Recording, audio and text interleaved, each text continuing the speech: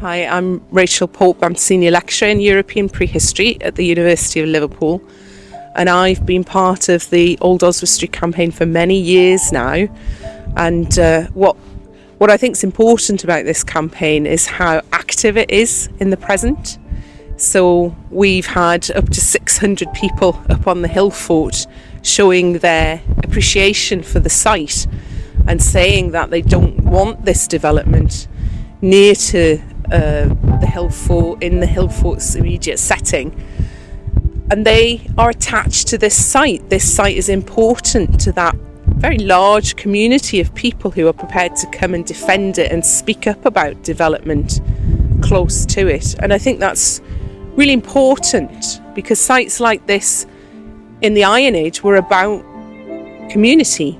They were about people coming together at this point in the landscape, and that's still the case now. We've just got a contemporary community joining together instead to defend the Hillfort, which is lovely, I think.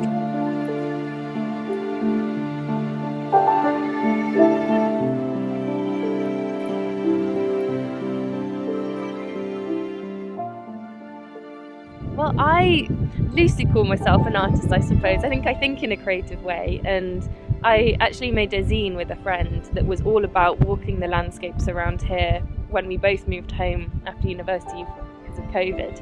And the Hillfort, it always crops up in my writing.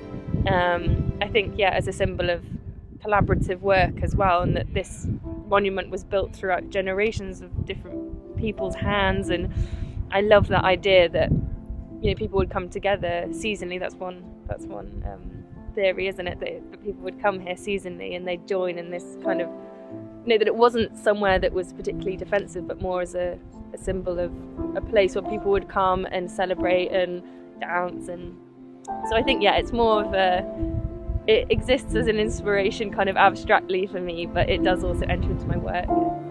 So I'm John Swogger. I'm an archaeologist and archaeological illustrator, and I was asked if I could think of an interesting story about Old Oswestry Hillfort.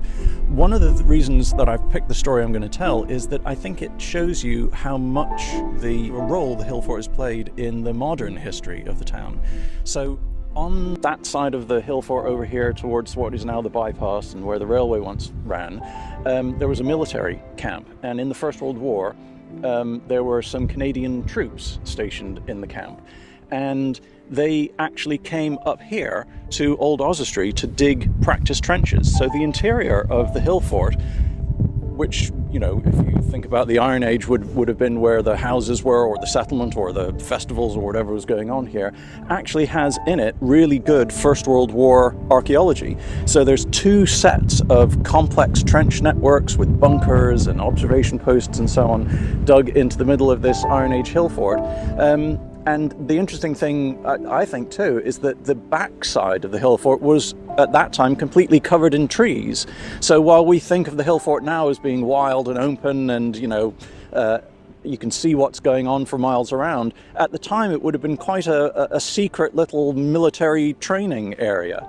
And I don't think that's a story that most people would associate with an Iron Age Hillfort. But in many respects, the best archaeology up here is from the 20th century.